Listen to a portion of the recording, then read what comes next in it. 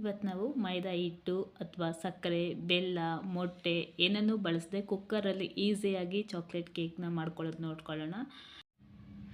ಇಲ್ಲಿ ಮಾಡ್ಕೊಳ್ಳೋದಕ್ಕೆ ನಾನು ಕಾಯಿಸಿ ಉಗುರು ಬೆಚ್ಚಗಿನ 1.5 ಕಪ್ ಹಾಲು ತೊಗೊಂಡಿದ್ದೀನಿ. ಇಲ್ಲಿ 1.5 ಕಪ್ಪಿಗೆ ನಾನು 25 ಡೇಟ್ಸ್ನ ತೊಗೊಂಡಿದ್ದೀನಿ. ಸೀಡ್ ತೆಗೆದುಬಿಟ್ಟು ಇದನ್ನು ನಾವು ಹಾಲಲ್ಲಿ ಸೇರಿಸ್ಕೊಳ್ಳೋಣ. ನಂತರ ನೀಟಾಗಿ ಇದನ್ನು ಮಿಕ್ಸ್ ಮಾಡ್ಕೊಳ್ಳೋಣ. ಸ್ವಲ್ಪ ಮಿಕ್ಸ್ ಮಾಡಿದ ನಂತರ 1 ಗಂಟೆ ಇದನ್ನು ನೆನೆಯೋದಕ್ಕೆ ಇಟ್ಕೊಳ್ಳೋಣ. 1 ಗಂಟೆಗಿಂತ ಜಾಸ್ತಿ ಆದರೆ ಪರವಾಗಿಲ್ಲ.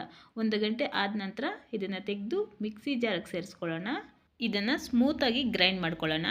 ನಾವು ಡೇಟ್ಸ್ ಬದಲಾಗಿ ಬೆಲ್ಲ ಅಥವಾ ಸಕ್ಕರೆನ ಉಪಯೋಗಿಸ್ಕೋಬಹುದು. 1 ಕಪ್ ಗೋಧಿ ಹಿಟ್ಟಿಗೆ 1 ಕಪ್ ಆಗೋಷ್ಟು ಬೆಲ್ಲ ಅಥವಾ ಸಕ್ಕರೆನ ಉಪಯೋಗಿಸ್ಕೋಬಹುದು. ನಾರ್ಮಲ್ಲಾಗಿ ಅದು ಇದೇ ರೀತಿ ಮಿಕ್ಸಿಗೆ ಸೇರಿಸ್ಕೊಂಡು ಗ್ರೈಂಡ್ ಮಾಡ್ಕೊಳ್ಳೋಣ. ಈ ರೀತಿ ಗ್ರೈಂಡ್ ಆದ ನಂತರ ಇದಕ್ಕೆ ಅರ್ಧ ಕಪ್ ಆಗೋಷ್ಟು ಬೆಣ್ಣೆನ ಕರಗಿಸಿ ಸೇರಿಸ್ಕೊಳ್ತಾ ಇದ್ದೀನಿ.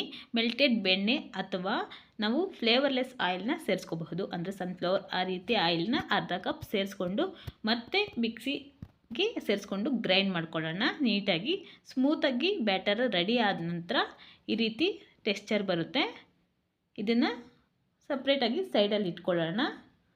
ಈಗ ನಾವು ಪೌಡರ್ ಮಿಕ್ಸ್ ಮಾಡ್ಕೊಳ್ಳೋಕ್ಕೆ ಒಂದು ಬೌಲ್ಗೆ 1 ಕಪ್ ಆಗೋಷ್ಟು ಗೋಧಿ ಹಿಟ್ಟನ್ನು ಸೇರಿಸ್ಕೊಳ್ತಾ ಇದ್ದೀನಿ. ಗೋಧಿ ಹಿಟ್ಟು ಬದಲಾಗಿ ಮೈದಾ ಪೌಡರ್ ಆದರೂ ಉಪಯೋಗಿಸ್ಕೋಬಹುದು. ಇದಕ್ಕೆ 1/4 ಟೇಬಲ್ ಸ್ಪೂನ್ ಆಗೋಷ್ಟು ಬೇಕಿಂಗ್ ಸೋಡಾ ಹಾಗೆ ಅರ್ಧ ಟೇಬಲ್ ಸ್ಪೂನ್ ಆಗೋಷ್ಟು ಬೇಕಿಂಗ್ ಪೌಡರ್ನ ಸೇರಿಸ್ಕೊಂಡು ಎಲ್ಲನೂ ನೀಟಾಗಿ ಜರಡಿ ಮಾಡ್ಕೊಳ್ಳೋಣ. ಜರಡಿ ಮಾಡ್ಕೊಳ್ಳೋದು ಮಾತ್ರ ಸ್ಕಿಪ್ ಮಾಡ್ಕೋಬಾರ್ದು. ನೀಟಾಗಿ ಮಿಕ್ಸ್ ಮಾಡಬೇಕಾಗುತ್ತೆ. ಈ ರೀತಿ ಜರಡಿ ಮಾಡ್ಕೊಂಡಿದ ನಂತರ ನಾವು ಈಗಾಗಲೇ ಮಾಡಿಟ್ಕೊಂಡಿರೋಂಥ ಡೇಟ್ಸ್ ಪೇಸ್ಟ್ನ ಸೇರಿಸ್ಕೊಳ್ಳೋಣ. ನೀಟಾಗಿ ಮಿಕ್ಸ್ ಮಾಡ್ಕೊಳ್ಳೋಣ. ಚೆನ್ನಾಗಿ ಬ್ಯಾಟರು ಮಿಕ್ಸ್ ಆಗಬೇಕು. ಒಂದೇ ಡೈರೆಕ್ಷನಲ್ಲಿ ಮಿಕ್ಸ್ ಮಾಡ್ಕೋಬೇಕು. ಇಲ್ಲಿ ಬ್ಯಾಟರ್ನ ನಾವು ಸ್ಪ್ಯಾಚುಲಾಯಿಂದ ಆಗಲಿ ಅಥವಾ ವಿಸ್ಕರಿಂದ ಆಗಲಿ ನಾವು ಒಂದೇ ರೊಟೇಷನಲ್ಲಿ ಮಿಕ್ಸ್ ಮಾಡ್ಕೊಳ್ಳೋಣ. ಈ ರೀತಿ ಮಿಕ್ಸ್ ಮಾಡ್ಕೊಂಡಿದ ನಂತರ ಇದಕ್ಕೆ ನಾವು ಫ್ಲೇವರ್ಗೋಸ್ಕರ 1/4 ಟೇಬಲ್ ಸ್ಪೂನ್ ಆಗೋಷ್ಟು ಎಸೆನ್ಷಿಯಲ್ ಆಯಿಲ್ ತೊಗೊಂಡಿದ್ದೀನಿ. ಇದು ಇಲ್ಲ ಅಂದರೆ ಏಲಕ್ಕಿ ಪೌಡರ್ ಸೇರಿಸ್ಕೊಂಡ್ರೆ ಸಾಕಾಗುತ್ತೆ. ಹಾಗೆ 1/4 ಟೇಬಲ್ ಸ್ಪೂನ್ ಆಗೋಷ್ಟು ಉಪ್ಪು ಸೇರಿಸ್ಕೊಂಡು ನೀಟಾಗಿ ಮಿಕ್ಸ್ ಮಾಡ್ಕೊಳ್ಳೋಣ. ಬ್ಯಾಟರ್ ಕನ್ಸಿಸ್ಟೆನ್ಸಿ ಇಷ್ಟು ತಿಕ್ಕಾಗಿರಬೇಕು. ಒಂದು ವೇಳೆ ಅದು ತೆಳು ಅನಿಸಿದ್ರೆ 1 ರಿಂದ 2 ಟೇಬಲ್ ಸ್ಪೂನ್ ಮತ್ತೆ ಹಾಲು ಸೇರಿಸ್ಕೊಂಡು ಮತ್ತು ನೀಟಾಗಿ ಮಿಕ್ಸ್ ಮಾಡ್ಕೋಬಹುದು. ನಾನು ತೊಗೊಂಡಿರೋ ಮೆಷರ್ಮೆಂಟ್ಗೆ ಇದು ಸರಿಯಾಗಿರುತ್ತೆ. ನೀಟಾಗಿ ಮಿಕ್ಸ್ ಮಾಡ್ಕೊಳ್ಳೋಣ. ಇದು ಇನ್ನೂ ಟೇಸ್ಟ್ ಬರಬೇಕು ಅಂತ ಇದಕ್ಕೆ ನಾನು ಚಾಕೋ ಚಿಕ್ಸ್ನ ಸೇರಿಸ್ಕೊಳ್ತಾ ಇದ್ದೀನಿ. ಇಲ್ಲಿ ಅರ್ಧ ಕಪ್ ಆಗೋಷ್ಟು ಚಾಕೋ ಚಿಕ್ಸ್ನ ಸೇರಿಸ್ಕೊಳ್ತಾ ಇದ್ದೀನಿ. ಹಾಗೆ ಕಟ್ ಮಾಡಿರೋಂಥ ಡ್ರೈ ಫ್ರೂಟ್ಸ್ನ ಸೇರಿಸ್ಕೊಳ್ತಾ ಇದ್ದೀನಿ. ನಮಗೆ ಯಾವ ಡ್ರೈ ಫ್ರೂಟ್ಸ್ ಇಷ್ಟ ಆಗುತ್ತೋ ಅದನ್ನು ಸೇರಿಸ್ಕೋಬಹುದು. ಮಕ್ಕಳಂತೂ ಈ ರೀತಿ ಮಧ್ಯ ಮಧ್ಯದಲ್ಲಿ ಸಿಕ್ಕಿದ್ರೆ ತುಂಬ ಇಷ್ಟಪಟ್ಟು ತಿಂತಾರೆ.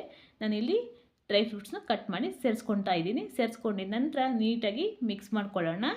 ಈ ರೀತಿ ಮಿಕ್ಸ್ ಮಾಡಿಕೊಂಡು ಪಕ್ಕಕ್ಕೆ ಇಟ್ಕೊಳ್ಳೋಣ. ನಂತರ ನಾನು ಇಲ್ಲಿ ಕುಕ್ಕರಲ್ಲಿ ಮಾಡ್ಕೊಳ್ತಾ ಇರೋದ್ರಿಂದ ಕುಕ್ಕರ್ಗೆ ಒಂದು ದಪ್ಪ ಸ್ಟ್ಯಾಂಡನ್ನ ಇಟ್ಕೊಳ್ತಾ ಇದ್ದೀನಿ. ಮತ್ತು ಲಿಡ್ ಕ್ಲೋಸ್ ಮಾಡಿ ಒಂದು 10 ನಿಮಿಷ ಪ್ರೀ ಹೀಟ್ ಮಾಡ್ಕೊಳ್ಳೋಣ. ನಾವು ಪ್ಯಾನ್ಗೆ 1 ಟೇಬಲ್ ಸ್ಪೂನ್ ಆಗೋಷ್ಟು ಎಣ್ಣೆ ಸ್ಪ್ರೆಡ್ ಮಾಡಿಕೊಂಡು ಇದ್ರ ಮೇಲೆ ಬಟರ್ ಪೇಪರ್ನ ಸೇರಿಸ್ಕೊಳ್ತಾ ಇದ್ದೀನಿ. ಬಟರ್ ಪೇಪರ್ ಇಲ್ಲ ಅಂದರೆ ಸ್ವಲ್ಪ ಗೋಧಿ ಹಿಟ್ಟನ್ನೇ ನೀಟಾಗಿ ಸ್ಪ್ರೆಡ್ ಮಾಡಿಕೊಂಡ್ರೆ ಸರಿ ಹೋಗುತ್ತೆ. ನಂತರ ನಾವು ಮಾಡಿಟ್ಕೊಂಡಿರೋಂಥ ಕೇಕ್ ಬ್ಯಾಟರ್ನ ಇದಕ್ಕೆ ಸೇರಿಸ್ಕೊಳ್ಳೋಣ. ಸೇರಿಸ್ಕೊಂಡಿದ ನಂತರ ಇದನ್ನು ಸ್ಪ್ಯಾಚುಲರಿಂದ ಅಥವಾ ನಾವು ವಿಸ್ಕರಿಂದ ನೀಟಾಗಿ ಎಲ್ಲ ಕಡೆಯೂ ಸ್ಪ್ರೆಡ್ ಮಾಡ್ಕೋಬೇಕು. ನೀಟಾಗಿ ಸ್ಪ್ರೆಡ್ ಆದ ನಂತರ ಒಂದು 2-3 ಬಾರಿ ಟ್ಯಾಪ್ ಮಾಡ್ಕೊಳ್ಳೋಣ. ಆಗ ಇದರಲ್ಲಿ ಏನೇ ಏರ್ ಬಬಲ್ಸ್ ಇದ್ದರೂ ಅದು ನೀಟಾಗಿ ಸೆಟ್ ಆಗುತ್ತೆ. 2-3 ಬಾರಿ ಟ್ಯಾಪ್ ಮಾಡ್ಕೊಂಡಿದ ನಂತರ ಇದಕ್ಕೆ ಮೇಲೆ ಡೆಕೋರೇಷನ್ಗೆ ಮತ್ತೆ ಚಾಕೋ ಚಿಕ್ಸ್ನ ಆ್ಯಡ್ ಮಾಡ್ಕೊಳ್ತಾ ಇದ್ದೀನಿ. ಹಾಗೆ ಕಟ್ ಮಾಡಿರೋಂಥ ಬಾದಾಮಿನ ಸೇರಿಸ್ಕೊಳ್ತಾ ಇದ್ದೀನಿ. ನಮಗೆ ಯಾವುದು ಬೇಕೋ ಅದನ್ನು ಸೇರಿಸ್ಕೋಬಹುದು. ಒಂದು ವೇಳೆ ಇಲ್ಲ ಅಂದರೆ ಸ್ಕಿಪ್ ಮಾಡ್ಕೋಬಹುದು. ಇದಕ್ಕೆ ಟೂಟಿ ಫ್ರೂಟಿ ಅಥವಾ ಚೆರಿ ಆ ಥರ ಸೇರಿಸ್ಕೊಂಡ್ರು ತುಂಬಾ ಚೆನ್ನಾಗಿ ಬರುತ್ತೆ. ಮೇಲೆ ಸೇರಿಸ್ಕೊಂಡಿದ ನಂತರ ಇದನ್ನು ಪಕ್ಕಕ್ಕೆ ಇಟ್ಕೊಳ್ಳೋಣ. ನಂತರ ಈ ಕುಕ್ಕರು ನೀಟಾಗಿ ಪ್ರೀ ಹೀಟ್ ಆಗಿದೆ. ಲಿಡ್ ಓಪನ್ ಮಾಡಿದ ನಂತರ ಮತ್ತು ನಾವು ಮಾಡಿಟ್ಕೊಂಡಿರೋಂಥ ಕೇಕ್ ಪ್ಯಾನ್ನ ಅದರಲ್ಲಿ ಇಟ್ಕೊಂಡು ಕ್ಲೋಸ್ ಮಾಡ್ಕೊಳ್ಳೋಣ. ಈ ರೀತಿ ಕೇಕು ಕ್ರಿಸ್ಮಸ್ಗಾಗಲಿ ನ್ಯೂ ಇಯರ್ಗಾಗಲಿ ಟ್ರೈ ಮಾಡಿರಿ. ಮಕ್ಕಳೆಲ್ಲ ಇಷ್ಟಪಟ್ಟು ತಿಂತಾರೆ. ಇಲ್ಲಿ ನೋಡ್ತಿದ್ರಲ್ಲ ಗ್ಯಾಸ್ ಕಟ್ ಹಾಕಿಲ್ಲ, ಹಾಗೆ ಮೇಲೆ ವಿಜಿಲ್ ಸಹ ನಾನು ಆ್ಯಡ್ ಮಾಡಿಲ್ಲ. ಒಂದು ಸರಿ ಕ್ಲೋಸ್ ಮಾಡಿದ ನಂತರ ಮಧ್ಯೆ ಮಧ್ಯೆ ಓಪನ್ ಮಾಡಿ ನಾವು ನೋಡಬಾರ್ದು.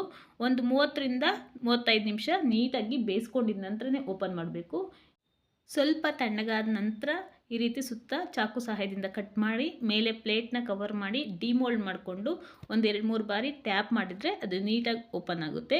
ಈ ರೀತಿ ಡೆಲಿಷಿಯಸ್ ಕೇಕ್ ರೆಡಿ ಆಗುತ್ತೆ. ಯಾರಿಗೆಲ್ಲ ಇಷ್ಟ ಆಗುತ್ತೆ ಈ ರೆಸಿಪಿ ಲೈಕ್ ಮಾಡಿ, ಒಂದ್ಸಲ ಟ್ರೈ ಮಾಡಿ ನೋಡಿ. ಇಷ್ಟ ಆದರೆ ಫ್ರೆಂಡ್ಸ್ ಆ್ಯಂಡ್ ಫ್ಯಾಮಿಲಿಗೂ ಶೇರ್ ಮಾಡಿ. Thank you for watching.